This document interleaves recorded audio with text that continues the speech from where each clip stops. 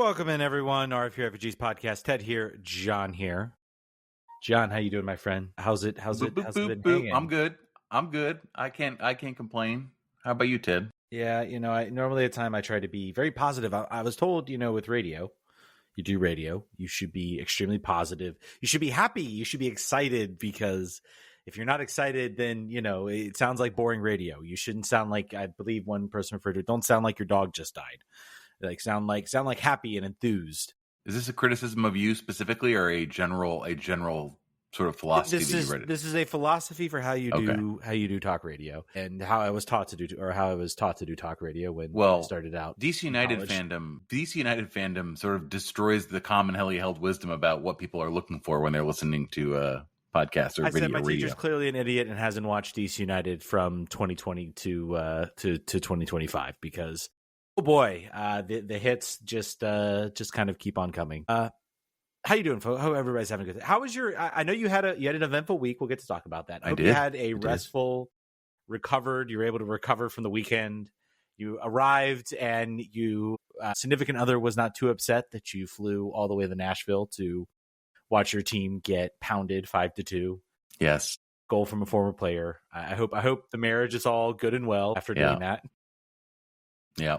It was less than 24 hours there. It was like 18 hours in one place, which is always a fun whiplash, but at least it's not too far and too much time. It was good. I had a really good time. We could talk about it more. I don't know how you want to do it.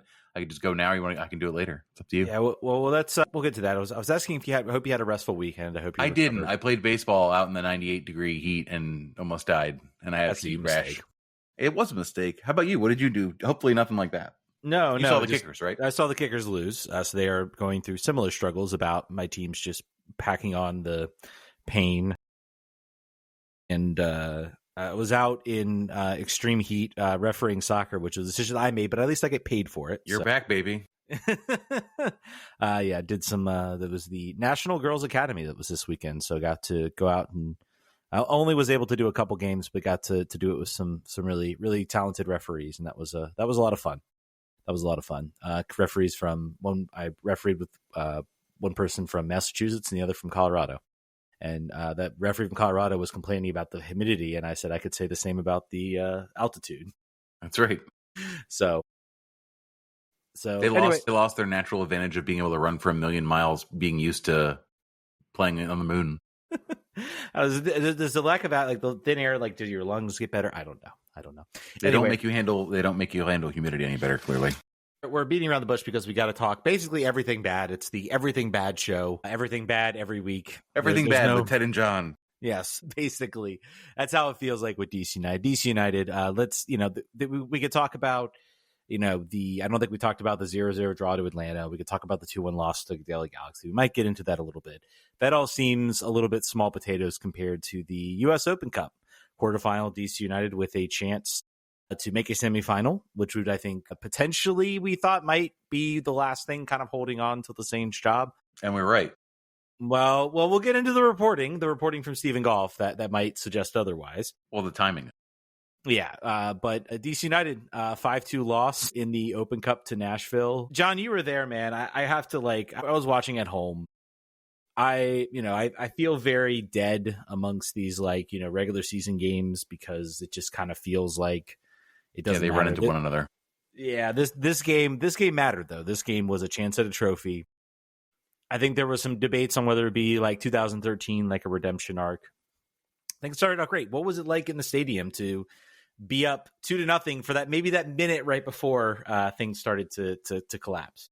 It wasn't. I was dancing. I had a whole row to myself. So the traveling crew of 9 guys, and there was 1 or 2 locals with DC United jerseys on. So they came and sat with us. I was in the row above them, and I was just doing the AC/DC walk where you do the kick across when they scored both goals. Yeah, I was feeling myself. What was it like in the stadium? It was at the start very empty. As the game went on, and as Nashville laid the wood to us, they got a lot louder. They have a full wall, basically supporters group that were pretty loud, and they were copying all of our chants, as you'd expect from a newish team. There's nothing new under the sun, and they certainly haven't found anything new. Although they had one song, they have how there's a United States soccer fan thing where like, all right, we need to do Blue Moon. We need to have You'll Never Walk Alone. We have to have like a slow tempoed song that really makes people feel like, whoa, this is crazy, man. So they do that. I don't know what song it was. They do that. Cool for them. But did you see Soccer Moses? Soccer Moses, he's the. I did not. Not from. We were on all the other way at the end from them. Up. They put us right next to the DC United players box and owners box, so we get to see all the players hanging out, looking at their phones while the game was going on. Don't blame them too much on that one. But yeah, no, I mean it's a very okay stadium. It's sort of in a weird spot. So I think it's due south of the city. I'm pretty sure. It's hard to tell where you're in the city, like cardinal direction wise. But it's in a residential. There's like residential area on all sides, and then it's next to a racetrack. So it's just like a sort of weird place in the middle, in the outskirts of Nashville. The stadium itself is pretty standard fare. Not a lot going on there. It's very, it's DC United esque, and like if you're sitting in the stands, you just see the stands. There's not really a lot of visual things to draw your eyes. Like in the corner, there's the Nashville logo crest thing, like in metal in the corner. That's pretty much the only thing to look at. The food was fantastic. The food was good. I had hot chicken. Ooh, and it was staple. Could not do that. It was really, really good. Really enjoyed that. And then the architecture, somebody was asking about how it went. Kind of boring, kind of uninspired. I think it's, not a stadium you really got to go check out, other than to say you just being in Nashville. And if you've been in Nashville a couple times, you done it. I recommend, though, that you do go to Santa's Pub, which is across the street, which is where we drank before and after the game. It's a karaoke bar where you can't say the F word, and everything's cash only, and all the beers are $5. It's like, I recommend that. That's a cool thing. We met and drank with one of the Nashville players' dads who was there, who was recovering from injury or long-term injury. Yeah, good experience. Loved getting to know the folks that were there. Most of them are listeners. Hi to all you guys. And definitely going to do this again. I don't know. I think the Open Cup is like the one that makes the most sense. To your point before, like I could not be bothered right now. If you're like, hey, you want to go to? No, I don't. I do not. The only game, actually, funny enough, I might make it to the friendly that was announced because they're playing Club America. Because they're playing Club America, which is my father-in-law's team and my wife's team as well. So we might make the trip. I don't know. We were kind of discussing it whether we make the trip. Funny enough. Until this team, we'll see what happens with this team in the transfer window. Maybe this team gets a little interesting, where it might be worth it to make the trip. But I want a first round, or like whatever the earliest round that MLS clubs get into US Open Cup. I want an away draw to like Lansing or someplace really weird that I can try to convince everyone to go to. That would be super fun. Or Richmond. I want to get on a plane with these people. Okay. I want to have time away with these people because it's weird. Anyway, yeah, that was good though. The game sucked. The game started great, and then it went just completely downhill. The only two players to acknowledge our existence at any point in the game were Jordan Farr and June as they went to the locker room at halftime. Other than that, not a peep, not a look, not a sound. I mean, at the end, I think there was not much to. I think we all sort of sat in a lump, and then some people started yelling at Ali, so he retreated. But they hurried up and got to the field so they could like say hi to the other players, and then they ran to the bus and then to the hotel, and then we got the news to the lobby. Let's just really. I do want to maybe break this game down a little bit. I mean, obviously started out great, Bronny, with a wonder strike. He's on a little bit of a tear now. He is 2 goals in 2 games. The annual end of season rip roar that will justify the people saying he's the number 10 to start every game. Yeah, he certainly can score goals. He certainly can take a shot. He can finish. He can do all those things. You just can't create. And that's sort of the biggest thing if you want to be a number 10 in this league. I mean, the game started out great. I was like, oh my gosh, we might actually pull off an upset here. We're up 2-0. The Benteke's sort of presence in this game, you can just look at when he's out there on the field. He was out there for the first 20 minutes of that game. He draws defenders and he leaves space for other players that can do things like Pirani just did. Just score the goal. Of course, there's an own goal for the second goal, but that's because he's right there and he makes the run. It's a good ball in. I believe that was from David Schnegg. I think, unfortunately, I think the team was maybe feeling themselves a little bit. And then Aaron Herrera makes probably the like dumbest play of the game, unfortunate play, however you want to define it. Hits the ball right off of Bartlett, falls right 2-1, and even then I was kind of like, oh crap, goodness. And it's been like if you could come up with like a microcosm for like what it feels like to be a DC United fan lately, like I feel like this game is like a perfect like encapsulation of that. It's like bright feeling, bright start, everything's great, and then just watching this team just kick themselves in the shins. It's almost a microcosm of Troy Lesesne's tenure, which has been just like, bright start. We're all feeling the camp counselor type vibes from him, positivity, everything, and then just watch it just kind of like either forced errors or just stuff that's just like completely out of their control, just completely just screw this team over and cause it to be in the situation it's in. To put it in perspective, we talk about like, other ownerships that are worse. We talk about Montreal. Montreal's at least made the playoffs. Like we have not even come close to sniffing that in since Wayne Rooney left in 2019. It feels like so long ago this team was even a playoff team worth talking about. And so this game kind of felt like that. Yeah, I looked at the first 60, 70 minutes. I think Joao Pedro said and I stand by it. And I think in this game, even in the LA game, he makes probably the only real like progressive positive pass that results in a goal. He continues to be a good to pretty good player, but there's just nothing else around them other than Benteke to really support that. I don't know. Any thoughts, I guess, from the game itself or the players? Anything you... Bummer that Nahar scored. That felt like that was going to happen. Great goal. He's the best.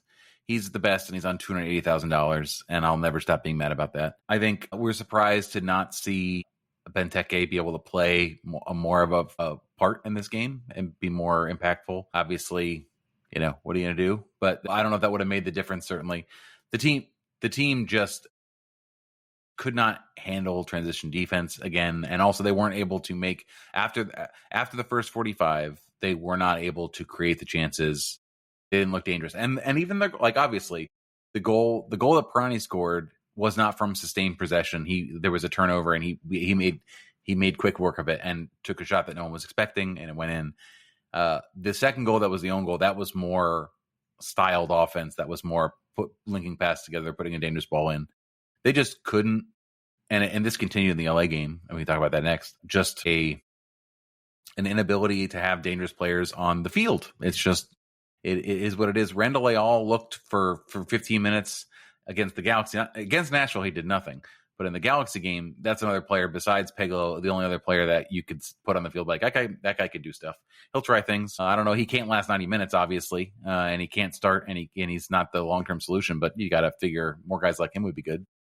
Yeah, it really is a lack of, and when you see Peglo out there, you really notice a difference in DC's just overall movement. He's somebody who's going to check back in. He's going to try to create some sort of odd man opportunities, or really just try to like get maybe a defender to bite, and that might open up space for other players. And that's what we see.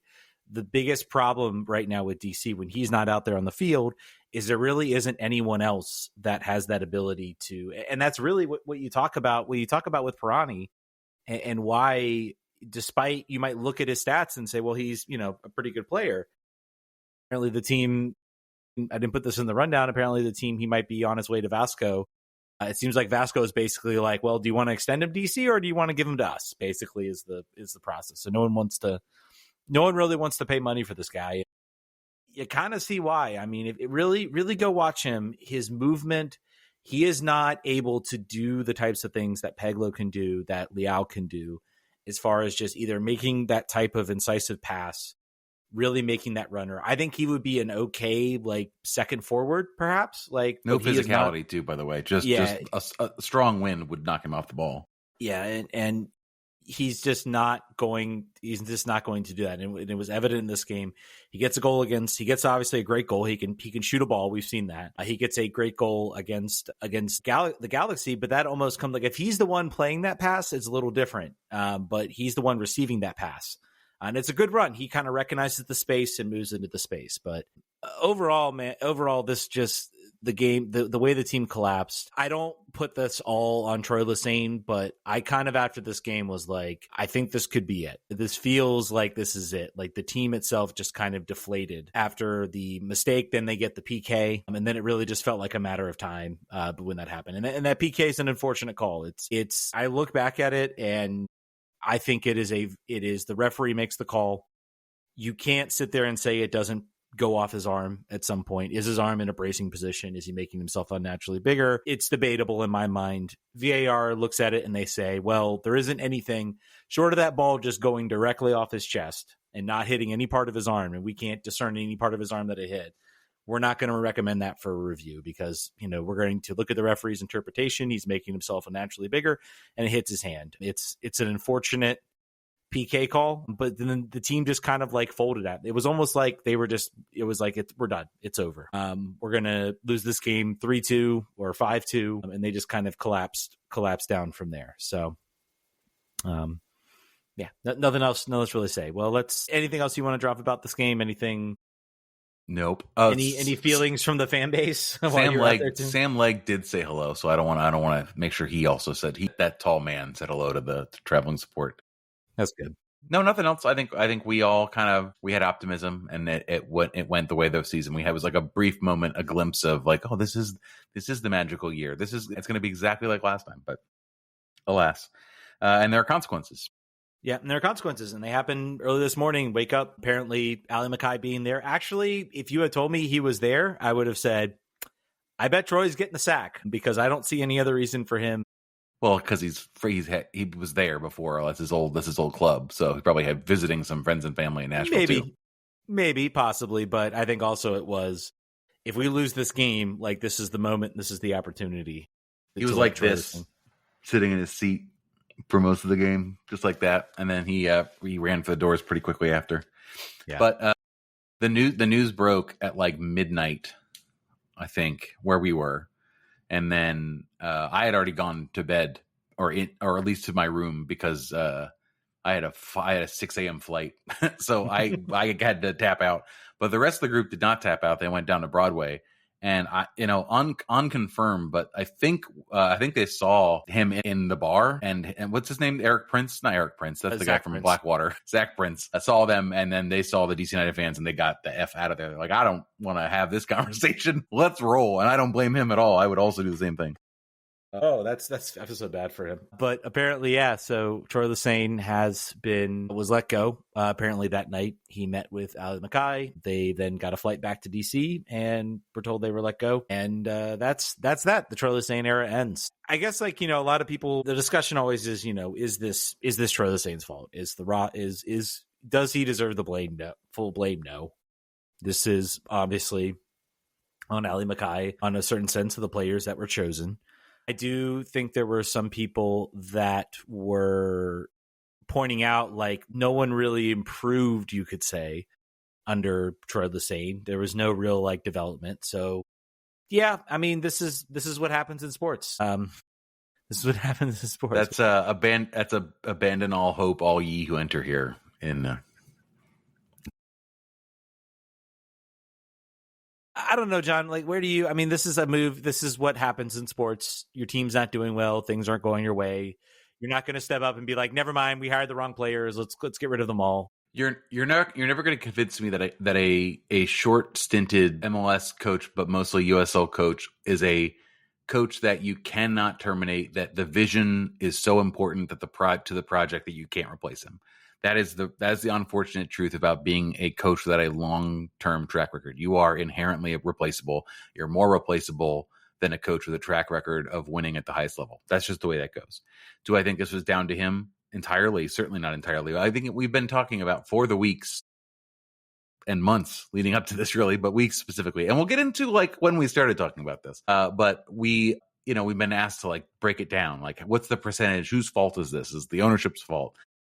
Is it Allie's fault? Is it Troy's fault? And Troy would usually get the smallest amount, but Troy is the easiest widget to change. You can't get rid of the whole team. Selling a club has a whole bunch of factors that are nothing to do with the on-field performance. And if you were to fire the GM at this point before this window and didn't change the amount of money being able to be spent, then what's the difference there? There's really no difference to be made. You can have a bump with the same players with a new coach, changing the voice, changing the tactics, changing expectations, giving players a feeling that the house is on fire. So you better get out of the house or you better put the fire out. But just sitting there is not going to help. That's not a good pathway forward. So, I think it was time to go. I think that's a totally acceptable decision from Ali and ownership. I think it will be important to see what the next steps are. And we have some ideas of that, but we don't, we're still kind of waiting. We've got a pretty decent reporting on that. But yeah, I'm not going to lose any sleep over this. Some people are really upset, not because they like Troy, but just because they think it means like, oh, here we go again. And to some extent, here we go again, but not really all the way. I don't really feel that way. How do you feel, Ted? I guess it's not I agree with you. It's not a here we go again. There is still one person at the top. I have to give Ali Mackay some credit. He immediately stepped in Thursday, took questions from the media. How many times did we see when we saw Hernan Losada fired, when we saw even Ben Olsen let go, promoted up? We did not see, and I think this was a large criticism of why I think people didn't like Dave Casper, was because he never went out there and was like, and took questions from the media. Wasn't a lot of media there. It was Stephen Goff and a couple other people. But, I think to his credit, he went up, he took some questions, he gave his answer. The Washington Post with a pretty timely picture of a like out of focus Ali Mackay and an in focus Jason Levian. Yeah. Not sure what that's where, there's still really good photo editors and layout designers at the Washington Post. Oh man, I have the feeling that Stephen Goff was like, put this picture in, this is the picture you want to, maybe so. You want to convey what's going on here. But that was an interesting choice. I found it really, really interesting. But it's, I think Ali Mackay, you couldn't obviously talk about the new coaching that they're supposedly looking to bring in. There wasn't a whole lot, I guess, going on there. But I think he did come out and at least, said we needed to make a change. Results haven't been what we thought they were. Of course, he's going to be like the players I chose, I think, can still contribute, can still perform. We'll see. This is really, I guess now it's like, this is kind of, you look at a GM, I understand that, being a GM or sporting director of a soccer club is hard. Any level, Manchester United, Manchester City, Chelsea, top level club. There's no easy job being a sporting director. You have to go in, hire coaches, make decisions, hire players. There's no guarantee that a player is going to work out. Everybody, before the unfortunate passing of Jota, everybody's ready to crown, the Liverpool that they're going to be the repeat champions of the Premier League.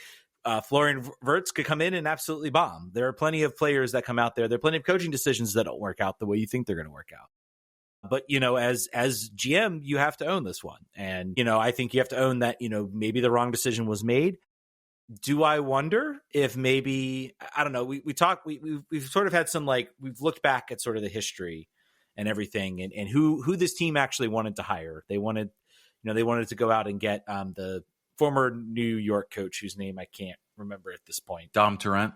Yeah, Dominic Tarrant. They wanted to go out and get Dominic Tarrant. He went to Monterrey. But they weren't willing to pay him. Now, according to Stephen Goff and some others, they're looking at Rennie Wheeler as the coach, and they are apparently going to pay him $1.85 to $2 million with some incentives. I believe is the figure I heard. So they're going out and splashing the cash. I don't know. I don't think this is like what necessarily happened, but is this Ali Mackay going to Jason Levian and saying, hey, we can't cheap out on this next coaching hire? I think Troy had a lot of promise. I think he was maybe a guy who could have developed into a good coach. He showed a lot of ability to sort of fight through adversity. To his credit, we saw a little bit of that in 2023 about sort of kind of rallying this team towards the end and nearly making a run to the playoffs. But now we can't cheap out. We got to go and we got to hire the big name coach. This hasn't worked out well. I don't know. That kind of feels like maybe that was part of the play here, because I think what we've seen with the ownership, and this is part of my frustration, is like stuff has to get really, really bad before ownership actually coughs up the money to fix the problem. We talk about the field last year. We talk about a lot of things with the stadium last year. Like people have to there have to be articles written about how bad things are. There has to be actual like visible signs of bad things before the ownership comes in. Todd on the chat says, which coach or player would want to walk into this mess of an organization? I have to have hope, but this is deja vu is this deja vu all over again? Rene Weiler was at the LA game, by the way, sitting with ownership and saw another failure by DC United. Certainly not going to be the thing that determines the choice there, but just it's tough to figure out all right, it's a matchup. You got to look at what does each person here stand to gain? What is the value of this relationship? DC United fired a coach with very limited experience, not a big track record of victories, not a lot of trophies or any, I believe. Prior to that, Hernan Losada, similarly very short resume, young guy, new ideas, going to revolutionize soccer. Wayne Rooney, a name that had very limited coaching experience, and that you've seen how that's turned out. This is the opposite. So they wanted to say, we're gonna play opposites here. We're gonna go the different way. We're gonna have somebody that's experienced. We're gonna have someone that's won it before. We're gonna have someone that has experience both in building a team, and he's a general manager currently, or a sporting director for Servette in Switzerland, and as a coach, he's older. He's not. I don't know. He's not going to be a player's coach, but he's not. It's not going to be a guy who has gone out and had beers with some of the players on the team before, a la Wayne Rooney. When that term, there was a kind of a weird. I used to be your teammate, now I'm your coach. It's a stepdad situation. So that it's very obvious to see what DC United gains from this, and it's going to cost money. So what would a future coach gain from this? He gets to go back on the touchline. He had previously stepped off the touchline to go into the front office, then got fired from that job, or mutual termination due to a change in priorities at the club. Whatever that means. Typically that means fired, but whatever. That's usually what that means. He's going to get a lot of money, probably more money than he would have made coaching in Switzerland at the tier that he was at. And he gets a new project. I assume, has gotten assurances by ownership, as I'm sure all coaches that come here do. But he wouldn't without it, right? Because he is in a position where he could probably get another job similar to that, but he's not gonna come here necessarily to lose, like to spend no money and lose. There's a project pitched to him in order for him to come over and try this. Yeah. So it's obvious what both people get. Yeah, and you look at this team. I think the prevailing thing was about what the roster's at, how the roster is a bottom tier roster. And I'm like, well, of course they're a bottom tier roster. They have 2 DP slots that do not have active players in them. They literally are limited by what they can do based on what decisions they've made. I've talked about, again, this summer's it. Like this is the summer. You come in, bringing in a coach like that, who, I mean, to his credit, has had success. He's won the Belgian league with Anderlecht and the Belgian Super Cup, so he won the cup double that year. A lot of people at Al Hilal SC, I know I've heard that name, obviously, through the Club World Cup a couple times, hopefully I pronounce it right, won the Egyptian Premier League, won the Egyptian Super Cup. A lot of fans talk very glowingly about him, about how he kind of started building that team into sort of a powerhouse in the Egyptian league and in Africa as well. So this is a guy who has had some measure of success. Now, granted, he has been a part of some teams that are like very much powerhouses in their own league. Anderlecht is always going to be a team that's going to walk in and be a favorite to win the Belgian league. If they don't win the Belgian league, it's apparently not a good day. Got a good thing. Go ahead. I just did some quick research here on Transfer Market. Guess who Rene Weiler has coached before? Who's that? Andy Nahar at Anderlecht. In that season, he was there. Just throwing that out there. Go ahead, continue. But anyway, so I mean, this is a guy who has had some success. I think you kind of called it in the chat, not exciting hiring. I don't know what would be classified as an exciting hiring. I mean, if they went and got Jurgen Lowe, or they got I would say that's the one right there. The rumor that just popped up on Built. Not a real rumor. I don't know if we'll give that much the light today. But for all intents and purposes, Rene Weiler, once you're in DC, once you're in LA, once you're a part of the team, I'm willing to bet that a deal has been agreed to. They are putting the paperwork to go get his work permit. Once that situation clears itself out, then they will announce him as coach. Once he's on the touchline, I think all that's going to happen. Well, that's going to kind of happen at once. So everybody's like, well, what about him? We haven't heard anything. I'm like, we're on the agreed to deal. I just think they're just waiting. I think they want to get a little further along in sort of the visa paperwork. And that's That's something that should not be brushed aside here. That the expectation is it takes 2 weeks, but that's in the olden days. So to be determined on that for how fast once they make the decision and offer our incredibly functioning country with a president who definitely knew to step aside when the team who actually won the Club World Cup was holding up the trophy, and also knew that, hey, maybe the players would want the actual trophy instead of a replica. We live in a perfectly functioning and normal ass country right now, John. Perfectly functional. The FIFA president should be pretty. That he put him up to that. He's like, "Oh, go stand up there, do that." That's absolutely, Mr. President. They would want you there. And then you have Cole Palmer be like, "Are you going to leave? What's going on? Why are you still here? What's happening?" I genuinely, I don't know. He doesn't want to, he doesn't want to anger Trump right now. I think he's Cole Palmer didn't seem to care, nor did Reece James. So that's my boys. I would think they would care. I think they would care, but I don't think so. Well, other than not coming back, other than getting their visas banned when they come back. Yeah, I would. Yeah. Anyway. Totally sidetracked. So, again, I think this is all predicated on what this team does in the summer window. What do they bring in to improve this team? I think we've talked about some of the decisions on the roster. Do we like some of the players they've signed? Do we not like some of the players they've signed? Refer to previous episodes for all of these discussions. And I think right now this team definitely needs more. There's no question in my mind this team needs more. There has to be a summer signing, and signing a coach like this, even if it's not somebody who's super, like, it's not a huge draw. It is a coach that at least shows, you're serious. There are probably people in Europe who at least might be familiar with him rather than going to play for Troy Lesesne. Though apparently we were going to sign a former Red Bull player and was interested in coming back and playing for Troy Lesesne. And then Luquinhos, right? Luquinhos, yep. And then apparently now that is cool. Now that they've decided to fire, I don't know how much Luquinhos was good. I don't think he was super light on fire DP that you would want to miss out on. Do you think Troy lands on his feet in USL Championship? Oh yeah, I think he'll come to Richmond, buddy. People aren't really happy with the current status of our coach here in Richmond. This might be a brand new project for you to join. You will commute. You don't have to sell your house. You can just commute a long distance. You will get much less money than you would get with DC, if you can believe that. So I'm seeing here in the chat that they said, "Well, John, you were right," and I wanna spend some time on that. Do we have the text of our early season, our daring predictions that we made in the first episode? Do you have the text on that? We do. Let's go through those. I saved it, so let's go through. So some of mine, I'm still admit I could pan out.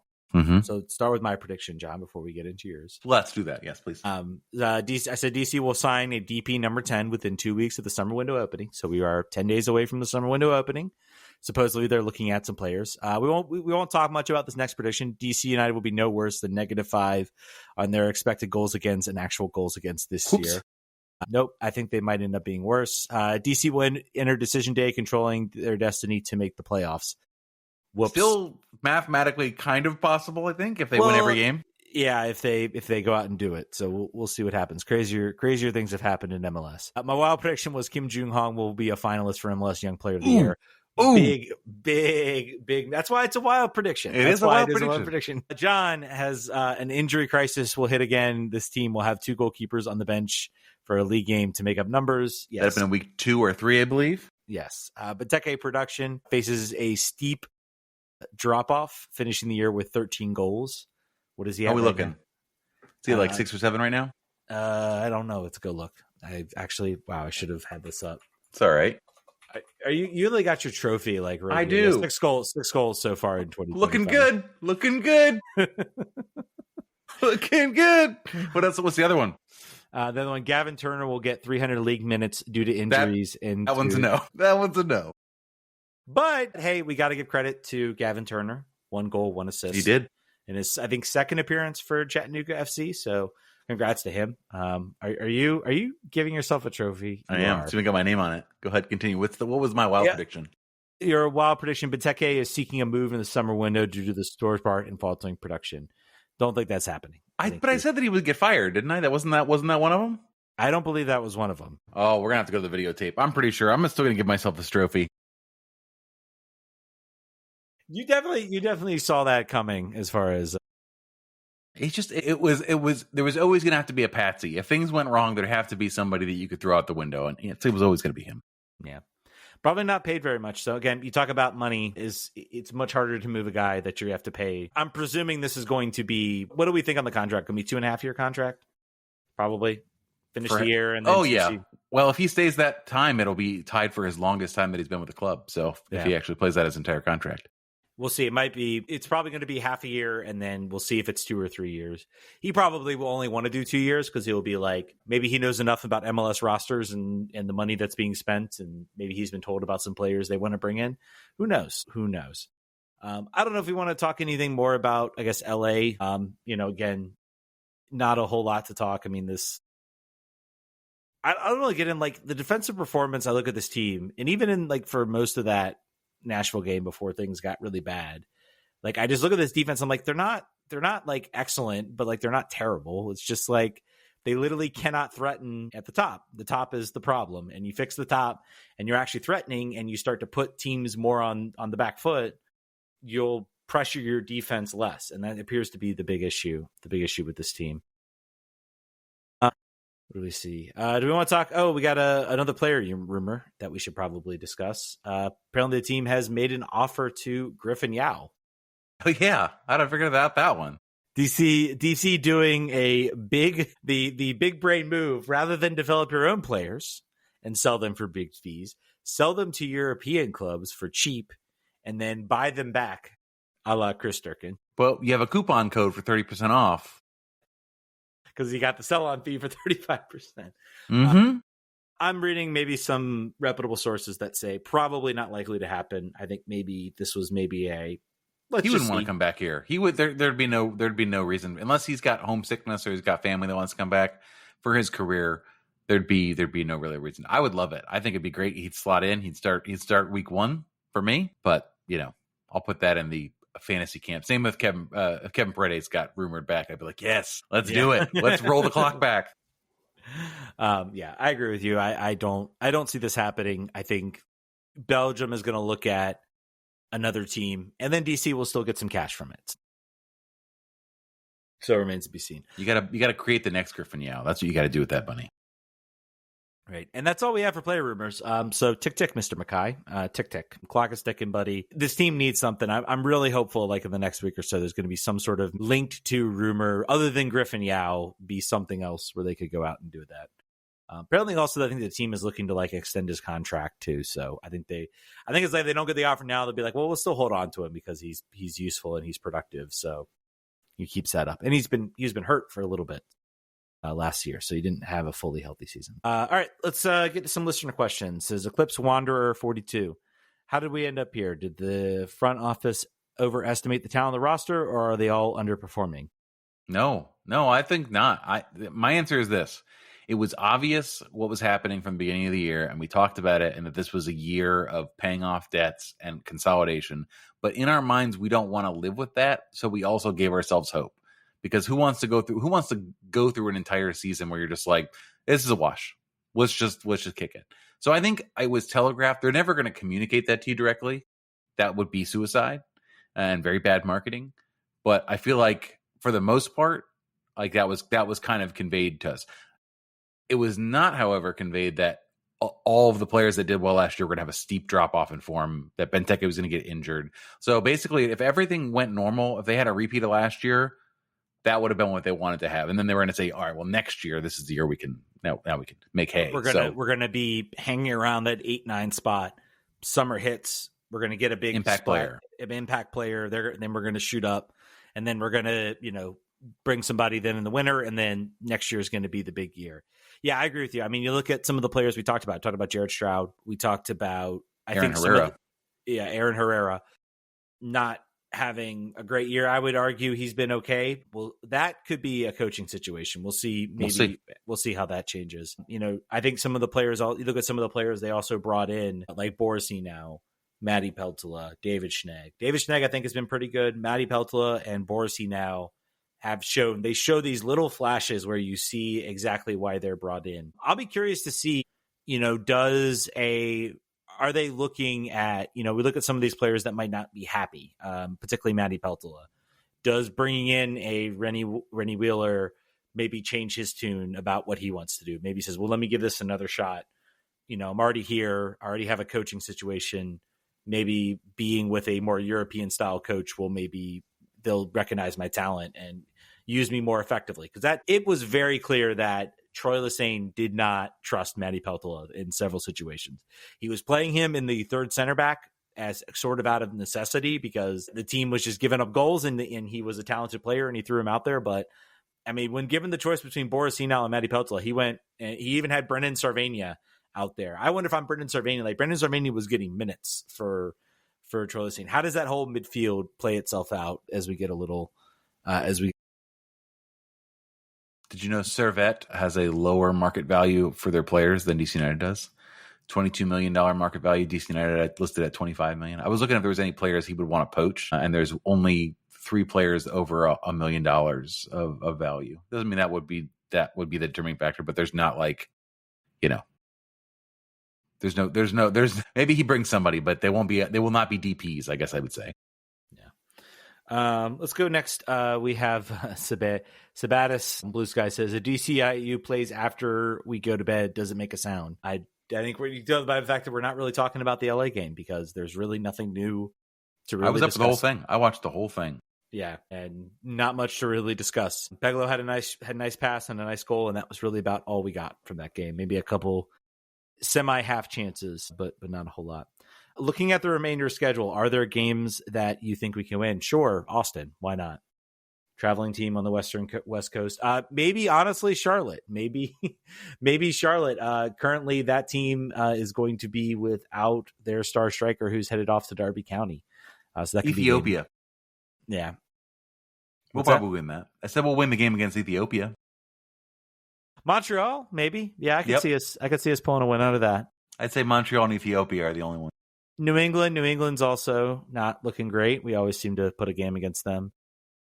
On the road is a little bit tougher, though. And we got to end of the year on the road against Atlanta. We'll see what happens. They're tapped out as far as the season goes, but we'll see what happens. Sure. I think here's an over under 3 wins to finish out the year. Under. I think 2. I realize that's a stupid way to ask. 3.5. Yeah, I would say 2.5 wins. 2.5 wins. Going under 2.5 wins. 2 wins. They're gonna beat Montreal, and then in a weird way, they're gonna beat like Philly, or they're gonna beat a team that we should have. Orlando. They're gonna beat Orlando at home, and they're gonna beat Montreal away, and everything else will be a loss or a draw. Yeah. I just looked. We have Inter Miami August 23rd and then September 20th, and Inter Miami has now basically decided. Oh yeah, let's. We're done with all the distractions. Let's go win. Time to turn on the boosters. Time to actually go win this thing. Yeah, they are flying right now, and DC very much is not. Yeah, so I'll say over. I don't know. I think they can pick up 3 more wins. I look at any team coming out east from west. So you look at Austin. I think they could pick up a win in there. Montreal, I think they could pick up a win. And then they're going to pick up one of these fluke wins. Charlotte is really completely just batting down the hatches. Their season has not worked out at all like they thought they would. I could see us maybe getting a surprise win there. Also, Atlanta on the road, the vibes are going to be very bad in Atlanta at the end of the season when they don't make the playoffs. So maybe, who knows there? Maybe. Who knows? Maybe that'll be the fight for the 9th spot. Who the heck knows? Who the heck knows? All right. Says Simply B1 says, what single change could make you feel even worse about the season than you already do?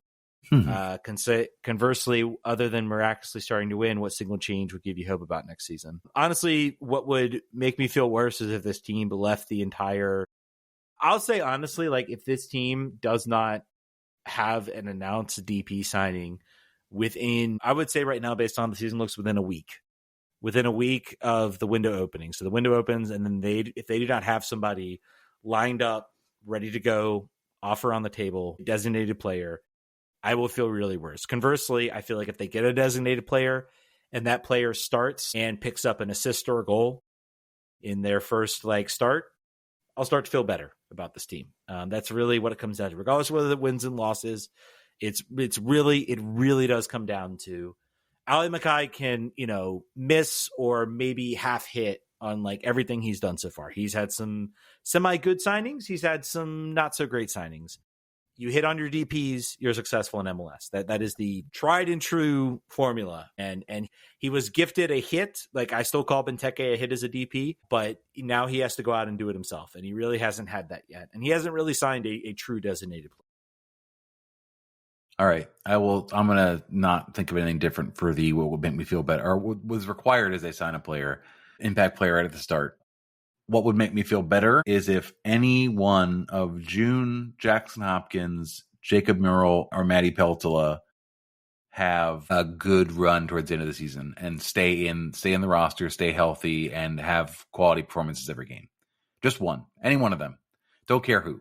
I want one promising player under 24 to assert themselves into being, for sure, a going forward concern and a starter. That's what I want. Okay. And the worst part would just be any of them getting injured, season-ending injury? No. Sure. Yeah. I was going to say, like, I would feel worse if this team doesn't have a DP yet, similar to what you were saying. And the only thing that would make me feel better is if one of those players, shook out. Kama Girls says, walk us through selling the team. What's the rebuild expectation? Academy? Who would want to buy this team? Who would want to buy an MLS team? As far as if I don't think ownership is looking to sell, they've given no indication they're looking to that front. I think there's some terms in the contract they signed with the city that they can't sell the team for a certain time period, I believe. Like, there's something they had, I feel like, in their contract that sort of prevents them from they would do like what they did in Latin, where they remain a minority stakeholder or something, where they weren't supposed to sell, but they were figured out a way to weasel out of it. Like, to your point though, they've not talked about it. I don't see that on the horizon. Who would I want to buy it? A person that doesn't exist, a benevolent billionaire that doesn't care about lighting money on fire, like Mackenzie Bezos or somebody that's just like, yeah, I got all this money and I'm gonna die one day and I don't need it, so let's just spend it on the soccer team. Yeah. And who would want, like, there's a lot of reasons you would want to buy this team. The value, it is the line goes up, folks. Yeah. Who would want to buy this? You have downside protection in Major League Sports like no other. Like, no matter what else happens, the fact that you have such cost controls, the fact that you don't have relegation, the fact that you can continue to grow the league and continue to reap hundreds of $1 millions in expansion fees says that, like, yeah, man, if I had the money, I'd do it. If I had the money, I'd do it. And then I would be just like Jason and be like, guys, I don't have the money. All I can spend is what I bring in. So I just don't have any extra money. So we're going to need to buy more hot dogs at the game. If you want a DP, you're going to have to figure it out. Mine Bitcoin in the basement. I don't know. We're going to have to figure something out because it's not coming from me. We got this question from DC7223. I want to drop it. Is Ali on the chopping block? I would say no. I would say he has a 3-year contract. We are in year 2 of that contract. If things don't go well, the team will just not renew that contract and they'll go grab somebody else if next season does not go well. But similar to Troy, if you did want to fire him, he is cheap, so you could write it off as a business expense if you really wanted to. And you're bringing a guy in with some front office experience. I don't know. Could be something interesting to watch. And that's what's taken so long. They're like, all right, in your contract it says $1.1 million.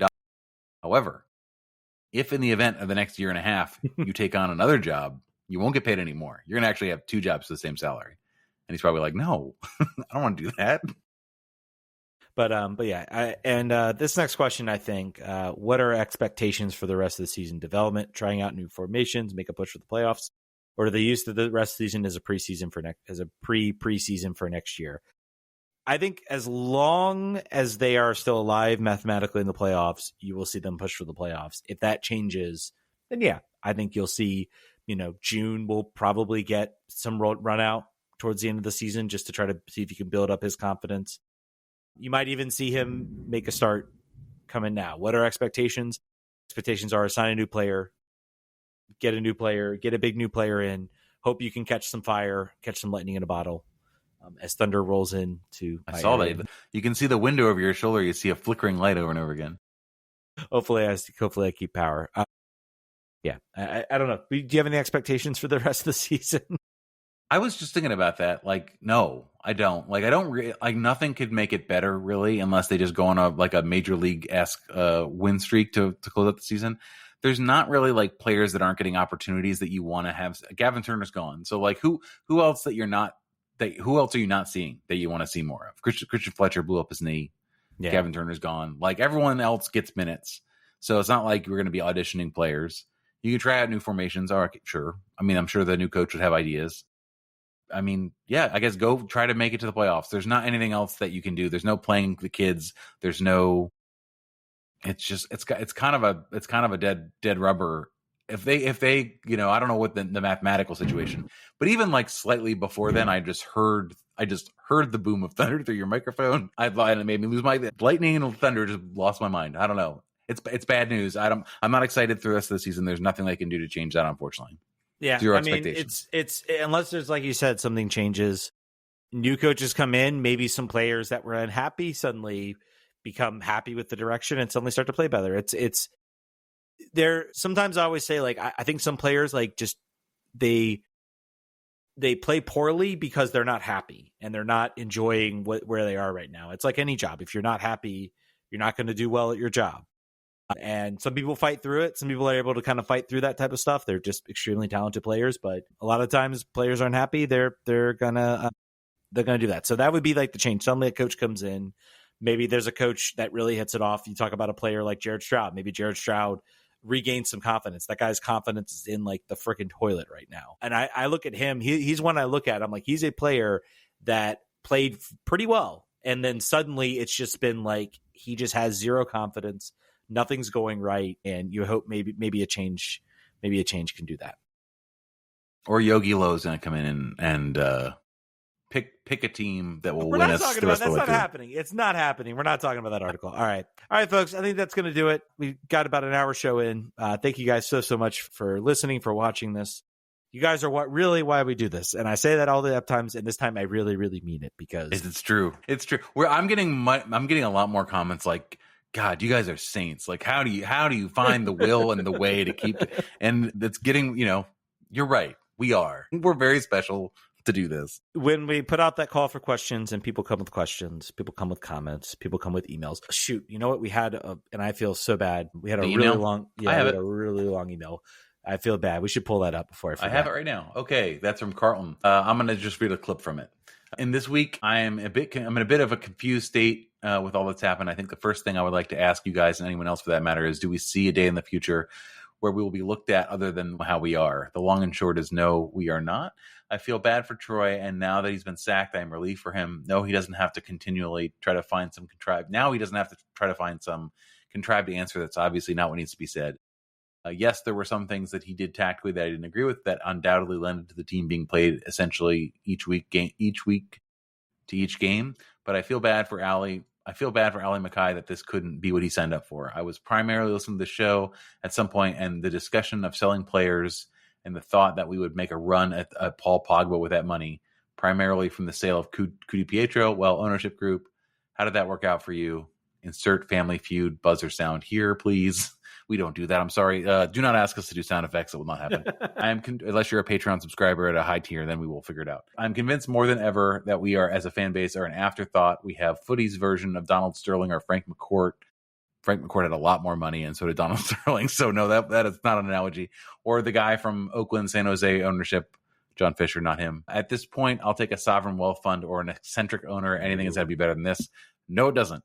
I swear if I get another ad about this new lounge or friendly with a club from another country, I'm going to break another device. That I agree with.